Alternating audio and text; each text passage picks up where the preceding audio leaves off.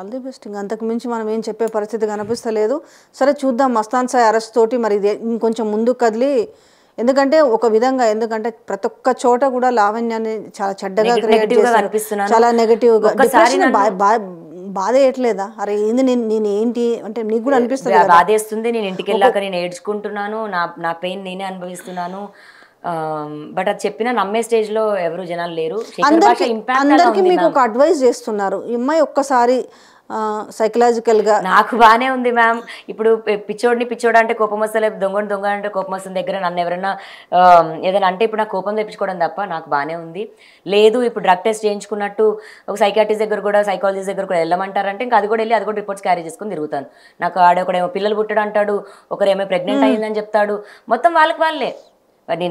ఎవరితో సంసారం చేశాను చెప్పాడు కదా నీకు పిల్లలు పుట్ట దాంట్లో. అవును, మరి ఇప్పుడు నేను మీకు రిపోర్ట్స్ చూపిస్తాను, పుడతారా పుట్టరో మీరే చూసి చెప్పండి. పర్లేదండి, మాకు ఇస్తాం, మేము పక్కన వేస్తాం, వాళ్ళు కూడా చూసుకుంటారు, వేస్తాం.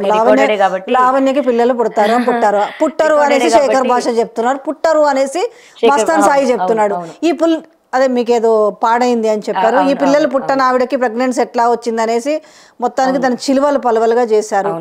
సో మీ ఫైట్ ద్వారా చివరిగా నేను కంక్లూజ్కి వస్తున్నాను, ఎందుకంటే ఇది ఎప్పటికీ ఇది కామాలు తప్ప పులి స్టాప్ లేదు ఇక నాకు తెలిసి అయితే. కానీ ఏ రోజైనా లావణ్య మీద పడ్డ ఈరోజు సోషల్ మీడియాలో వస్తున్న మీ మీద ఒక వ్యతిరేకత ఏదైతుందో అది ఏ రోజు కన్నా ఒక రోజు అరే ఈ అమ్మాయి తప్పేం లేకుండే అనే ఒక్క మాట వినగలుగుతామా?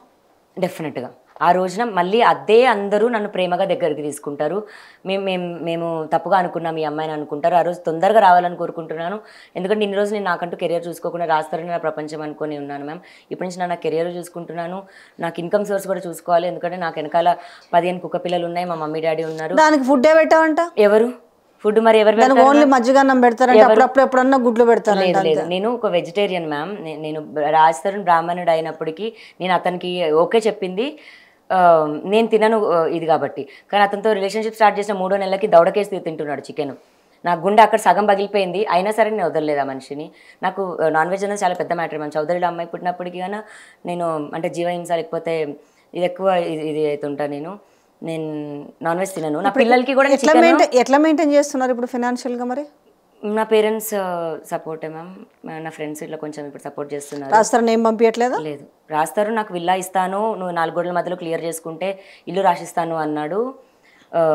నా మంత్లీ మెయింటెనెన్స్ ఇస్తా అన్నాడు. అది నేను దాటేసి వచ్చి ఫైట్ చేస్తున్నాను మ్యామ్ ఆల్రెడీ. అండ్ పిల్లలకి ఇప్పుడు మజ్జిగన్నం కాదు మ్యామ్, నెలకి 15,000 బర్రెపాలు మేము వేయించుకునేది. కర్డ్ రైస్ కూడా హెల్దీయే మ్యామ్. ఇప్పుడు ఎగ్ పెట్టినప్పుడు మనం ఇది కూడా చేయాలి, పెడిగ్రీ రైస్ అన్నం పెడతాము అండ్ చికెన్ రైస్ కూడా పెడతాము. చికెన్ రైస్ వీక్లీ వన్స్ అట్లా ఏమనుకోండి. ఎందుకంటే ఇప్పుడు వాళ్ళకి 15 కుక్కలకి పెట్టాలంటే 3 కోళ్ళని చంపాలి. ఆ 3 కోళ్ళని చంపారంటే నేను ఒకరోజు పస్తుంటాను నేను అప్పుడు. అది కూడా 3 కోళ్ళని చంపింది అన్నది కూడా నాకు పాపం కిందకి నేను కన్సిడరేషన్ తీసుకుంటా.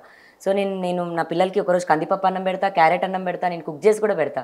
ఇప్పుడు నేను ఇంట్లో కుక్ చేసుకోవట్లేదు కాబట్టి నేను వాళ్ళకి పెట్టట్లే, కానీ నేను వెజిటేబుల్ అన్నమే పెడతాను నేను నా పిల్లలకి. సో మీరు ఇప్పుడు ఇట్లా తిరుక్కుంటూ కూడా వాటికి ఫుడ్ అంత సక్రమంగా జరిగిపోతాం. ఇప్పుడు ఆ శ్యామ్ అనేటోడిని అలాంటి మేము పెట్టింది ఇంట్లోకి పనికి.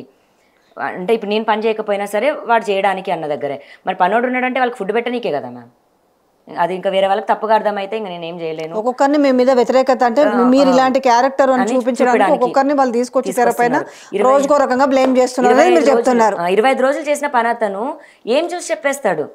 అండ్ ఇప్పుడు డ్రగ్స్ ఎవరైనా అంటే మీ తమ్ముడు రాస్తారు, ఒకవేళ మీ ఇద్దరికి పెళ్ళయి ఉంటే బావ అని పిలవాలి కానీ అన్నా అని ఎందుకు పిలుస్తాడని ఆయన ఒక లీగల్ పాయింట్. మా తమ్ముడికి నాకు 9-10 years డిఫరెన్స్ మ్యామ్. మా తమ్ముడు ఇంత చిన్న పిల్లోడు మా దగ్గర ఉన్నప్పటి నుంచి, అప్పుడు 9th క్లాస్ అప్పుడు వాడికి ఇంత ఉంటాడేమో మహా అయితే. ఇండివిజువల్గా నేను అక్కనే వాడికి ఇండివిజువల్గా రాజా అన్న.